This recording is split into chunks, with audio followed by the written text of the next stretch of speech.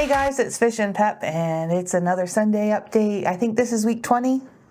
Yes, week 20. Week 20, and this week, unfortunately, a little bit of tragedy is kind of striking our family. My oldest sister is in the process of passing away. We got a call from my other sister who thankfully was able to fly out there and go be with her and her husband during this time. And my mom and I were actually headed down there because who wouldn't want to go say goodbye one last time? And sadly, thankfully, Mom's okay, but my mom swan dived onto the floor. She has a huge lump on her head. So instead, we went to the emergency room, got her all checked out, and she just has a huge bruise that's like dripping down the side of her face. So she's totally fine, but we kind of took that as a sign that maybe we weren't meant to travel. And then my sister that's there said, you know, it gives her a chance not to feel like she has to entertain or visit. It gives her a chance just to focus on what she needs to do. So at this point in time, it doesn't look like we're going to Florida, which is okay.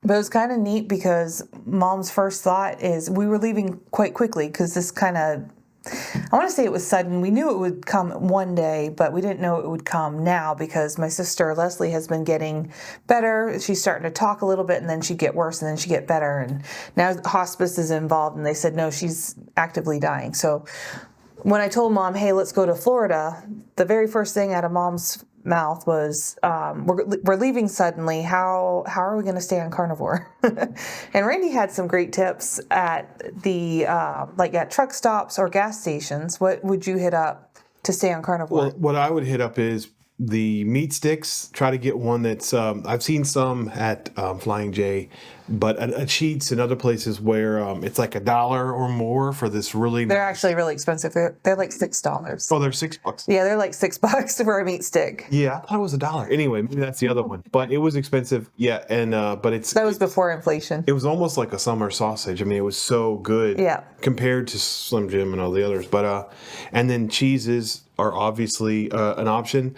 Sometimes they'll have boiled eggs. Yeah, hard-boiled eggs. Hard-boiled eggs. Like usually you can get two for like $1.50. It's expensive. Or pickled eggs, you know. Yeah, well, stay away from the beet eggs. I found out those have sugar in them. Oh, okay. Because beet eggs are one of my favorite, the pink eggs. Okay. And I got some, and then, yeah, they have sugar in them. What about caffeine-free, like decaffeinated tea or something? Or Sure, yeah. I mean, tea, caffeinated tea. Unsweetened. Tea.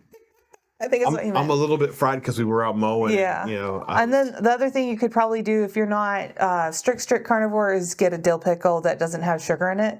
And then you've got like this delicious smorgasbord and unflavored pork rinds. Just make sure they only have pork, salt, maybe vinegar or pepper. But yeah, just those are really good options when you are just going through a gas station and you need a little pick-me-up. Thankfully on Carnivore, you're able to fast very easily. It's not like you have those highs and lows like you do on the Sad American diet where you get hangry because you need that sugar pick-me-up. Yeah.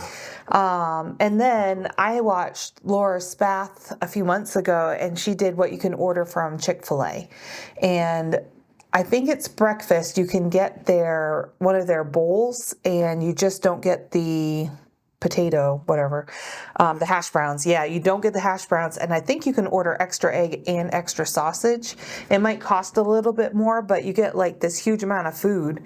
And, you know, if you're not one to eat breakfast, you don't have to eat it right then and there. You just, you know, chuck it in your car, go on down the road, and when you're starving, pull over and have a nice snack. You don't have to worry about even going into the gas station. So that was my plan to get down to Florida. Florida is like where my sister lives. It's about 15 hours away from us, 15 and a half. So I was thinking we'll just, you know, grab some convenience food. We'll head on down there. And then when we show up, we were going to actually stay at an Airbnb. It was cheaper than staying at a hotel. And then I can cook. So I was like, we'll just pick up steak and bacon and call it done. And, you know, as you know, we didn't go. Right. So that's where we're at. So that was my plan for traveling. Right. So.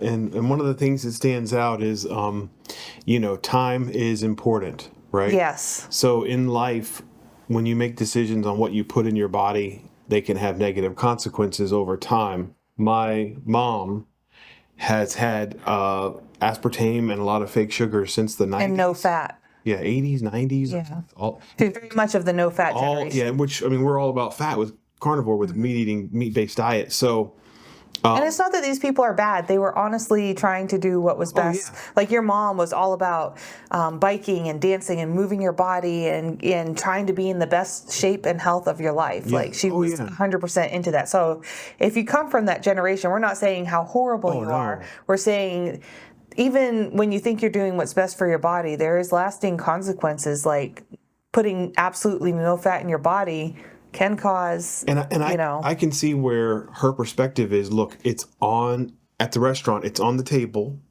It's aspartame. It's sweet and low. It's whatever. it's calorie free. Calorie free. If it was bad for you, the USDA, the FDA, they wouldn't allow it to get through and be on the table. But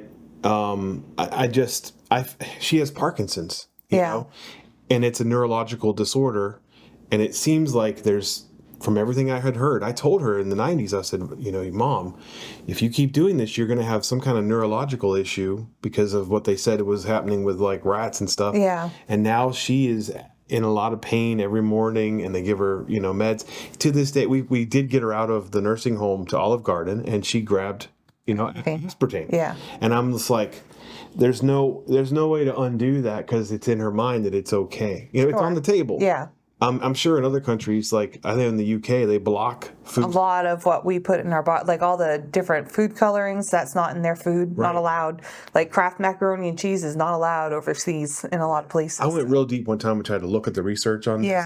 But I would like to get more, because the problem is that the research that's done can be bought and paid for by the people doing it that are benefiting from it. Yeah. So if you find an article and it's like, look, it doesn't hurt you. Well, who wrote that? Right. I think Coca-Cola did one, or Pepsi, and they were like years ago, and it was like, Pepsi's fine, it's good for you, or whatever, and it was bought and paid for by them. But you didn't know that unless you went digging into the research. So anyway, sorry, I'm a little bit skeptical of aspartame and stuff like that. Just because it's out there doesn't mean it's good for you. And that was to just bounce off the idea that family members that are passing away could have been involved in a different dietary, or it's not dietary, but Well, it kind of is. I mean, your health starts with what you put in your face. Right. We have to eat to live. Right. You have to. You can't. Living off the dew of the world really doesn't sustain you. Right. Maybe 30 days. I forget what the rule of threes. So you got 3 weeks without food, 3 days without water, 3 minutes without air. I mean, you kind of need certain things to sustain life. Yeah. And thankfully, I think there are more and more people searching for truth and finding out that you do need fat. You do the Center for the Heart Disease, they finally have pulled off that animal fats give you heart attacks. They finally pulled that off their website. They didn't tell anyone. It's been very, very, very quiet, but they quietly retracted that. Now that everyone is completely convinced that it's bad for you, if you talk to them and you say, hey, fat's good for you, they go, no, it kills you, or whatever. Now that everyone's convinced, man, it's like when people put an article and they say like a slam job on somebody, and then they pull back a week later. Well, but they don't tell anyone they pull back. Right. They just retract it and don't say a word. Like, wow, someone sneaks in the back door, removes it, closes the door, life goes on. So now's the time to, in your life, if you're eating garbage, if you were to make that change in carnivore, like a timeline, you don't even have to do carnivore. Do keto. Just stop eating aspartame. Right. Stop eating refined processed foods. Go for the outer perimeter of your grocery store.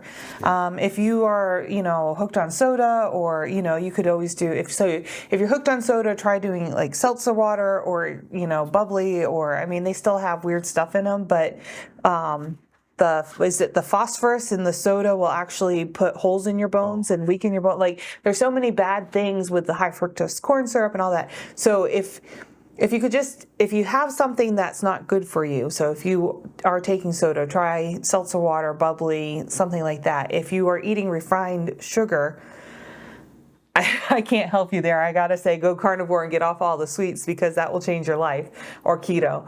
What else? If you need like a lot of potatoes and rice to get through your day, you might want to try going more keto and get more fat in your diet, because the more fat you get, the more satiated you are, the less likely then you don't need carbs. I'm a potato girl. I love my starchy foods. Which we have not had in like 100 and some. 100, yeah, it's week 20, so 20 times 7 is whatever it is, 140 days. Yeah, 140 days. Yeah. Wow, the flood cleared up, right? Yeah. Is that what it is, 140 days for the flood? Noah, yeah. Noah and the flood?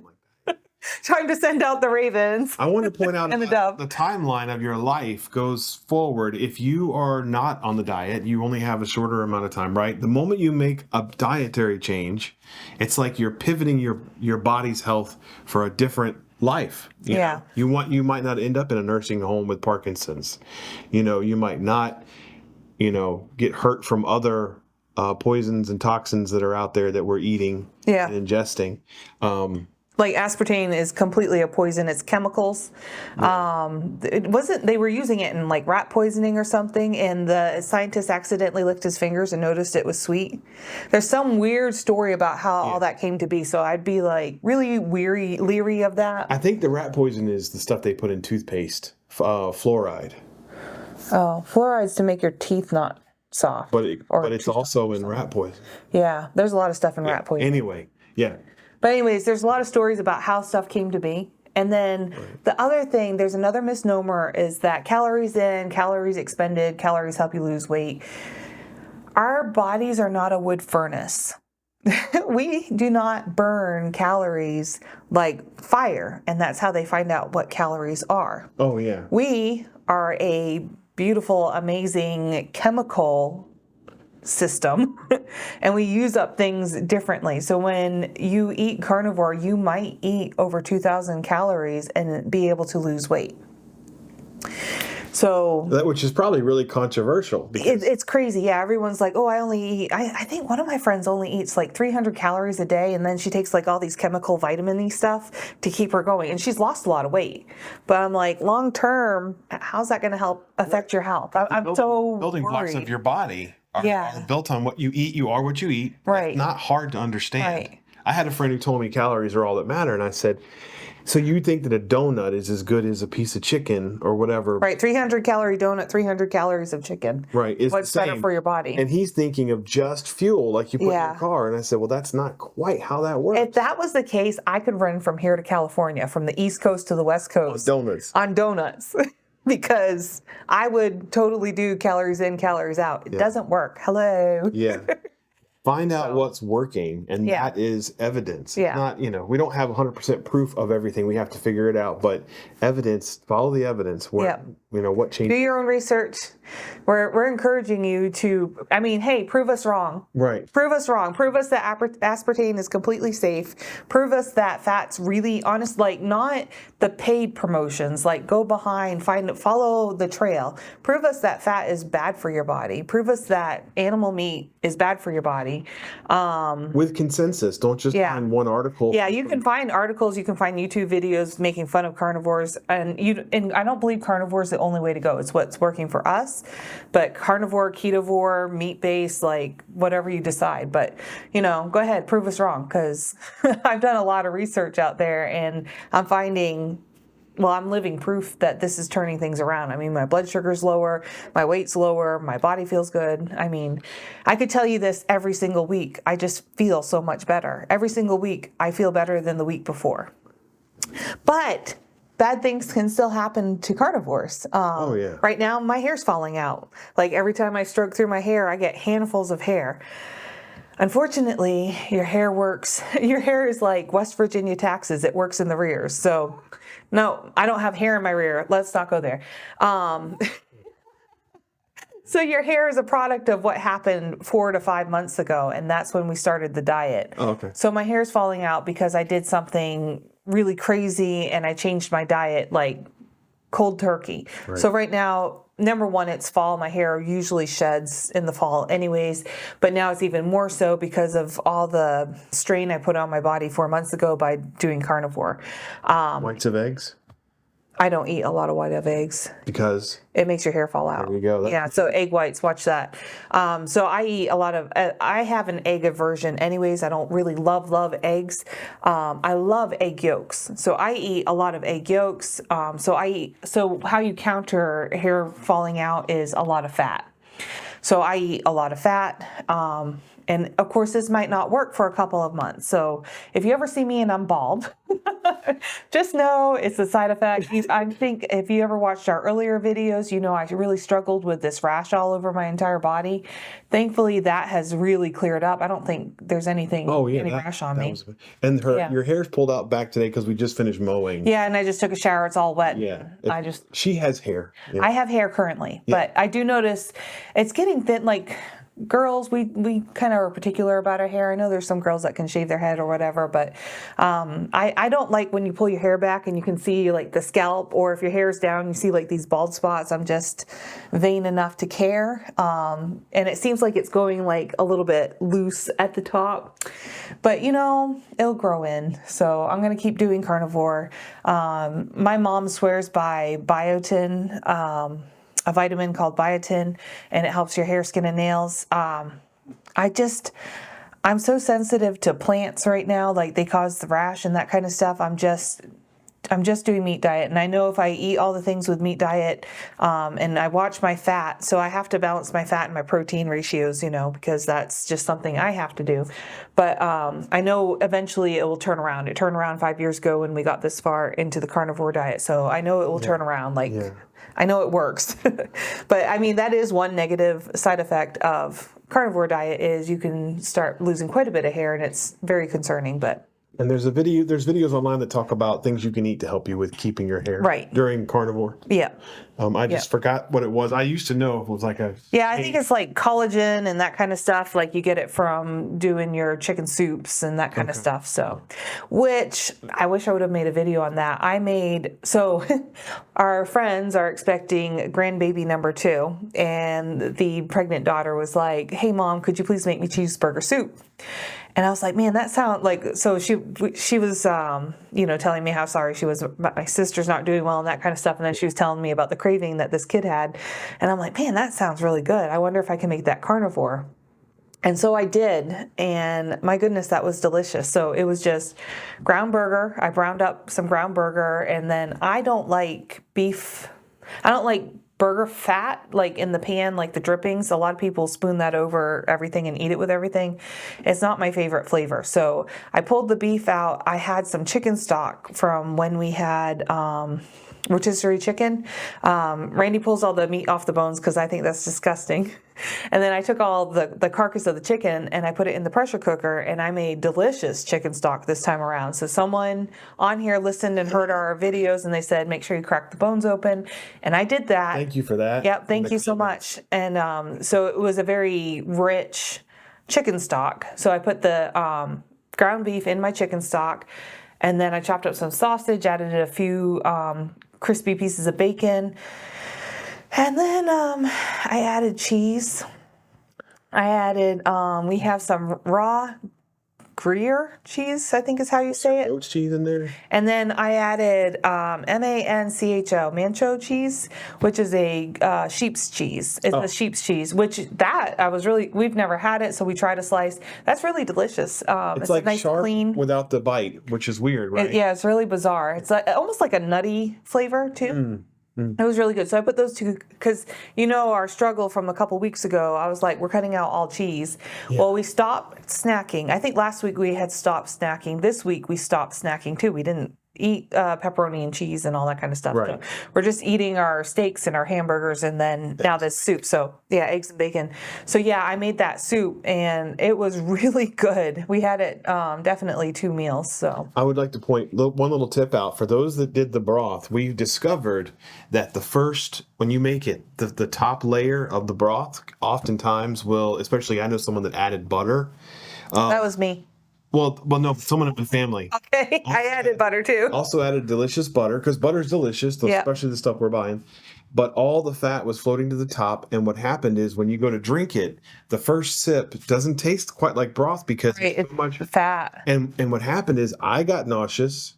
this person I'm referring to also got nauseous, and it'll deter you, and you might think, well, I can't drink broth, I can't have bone broth. Right. But that's not the case. It's just too much hot fat. It's the stuff on top because fat floats to the top, and you've got this thick layer. You're basically drinking a stick of butter. You would probably need to either emulsify it, use a stick blender and emulsify your fat to get it totally blended in, or wait till it cools and pull the fat off. Right. So I recommend, if you don't know what to do and you're in that situation and you're hungry, just pour off a little of the top. Maybe you need to scoop it out, and then you can start. Because I had a second bowl without the stuff, and I didn't get nauseous. Right. So the first day I did add a stick of butter, and all three of us, Mom, Randy, and I, all three of us got nauseous. And I said, "Oh, I bet it was hot fat," because for some reason, people are able to eat cold fat better. Like you can eat cold stick of butter and almost eat quite a bit of it. And then if you were to drink melted butter, it tends to make you really nauseous. I don't know. Your body just can't handle it. Yeah. My dear friend that was involved got sick, like puked it up because it was so. They have a very sensitive stomach to fat. So let me tell you, two definite don'ts in life if you are on carnivore or ketovore. Do not drink warm fat. Yeah. Do not put salt in a capsule and take that. Oh, yeah. That's guaranteed to make you a vomit comet. Because I was trying to get salt in me without tasting it, just like table salt. And once it goes down there and it opens up, your body goes, whoa. Yeah, it's just really bad. Yeah, I know that might be common sense to a lot of people, but for me, I was just trying it out. Either lick the salt out of your hand, get the taste in there because your body gets prepared to digest it, or my favorite way is electrolyte drinks. Yeah, if you get the drinks, you don't have the table salt. And my favorite, we're not sponsored, but my favorite element, like it doesn't bother my bladder. The flavoring's really nice. They're supposed to be pretty clean. I don't know what voodoo they use to make them taste good, but probably something. The only time I would ever use table salt is if I'm out and about and I'm feeling tired and I don't have the other stuff. Yeah. You can get table salt almost anywhere. Yeah. And what you should do is have a chaser where you've got one thing with the salt, just a little bit of water and salt mixed together, drink it, and then chase it with water, bottled water. Yeah. And that will give you, within 5 minutes, you'll be like, wow. Yep. Anyway, we said a lot today. We have. So it's been about 30 minutes, I guess. Update. Oh, wow. Okay, yeah. So this is why people stay for the video. Yeah, we need to put a little note in the beginning. So, week update for you? Yeah, I weigh exactly what I weighed last week. And the 4 weeks before that, my weight has fluctuated probably 5 or 6 pounds up and down. But this Saturday, I weighed what I weighed last Saturday, which I think is really interesting. So before we found out my family member was dying, I was bound and determined that I was not going to weigh the same weight as last week. And I wasn't really feeling good. I felt like my body was just not working properly. So I decided to do an extended fast. And I decided I would eat butter if I got hungry and just see what happens. And so I think I fasted over 66 hours before I had a steak. And then I went out to eat with a friend, and she knows I do carnivore. So we went to a steakhouse and I got a steak and I got some shrimp, and it was delicious. And I felt better. And during that time, I had lost about 6 pounds during that 60 some odd hour fast. And then with everything else going on, I've just eaten normal, and we only eat 2 meals a day. We have a steak for one meal, and then usually we have burger and eggs and bacon for the other meal. Right. And we pretty much do that. There's no variety for us. It's just that. And so my body's just holding on to that weight. And I didn't measure today, so. There's been a lot going on for emotionally. Yeah. So, but I haven't cheated. It's not like I'm eating pizza or cake or anything. Yeah. It's just I've hit a stall, and I'm just going to keep doing what I'm doing. I think eventually when my body figures out where it wants to be, it will start losing weight again. So how about you? I have lost 2.2 pounds. And again, I haven't fasted. I haven't cheated. But it's just staying really busy and, just the normal course of life, really. I was really happy because we've been stalled for so long that it gave me hope that, okay, you can be losing weight and then hit a stall, and you're sitting in that stall for a while, and it's miserable because you're like, what's wrong? And then all of a sudden, boom, it goes back down. Well, you stalled last time we did carnivore like 5 or 6 years ago, you stalled for 3 to 5 months, 5 months. Yeah, it was very discouraging. And he was lifting weights. He was being very careful. I think you were down to 2 meals.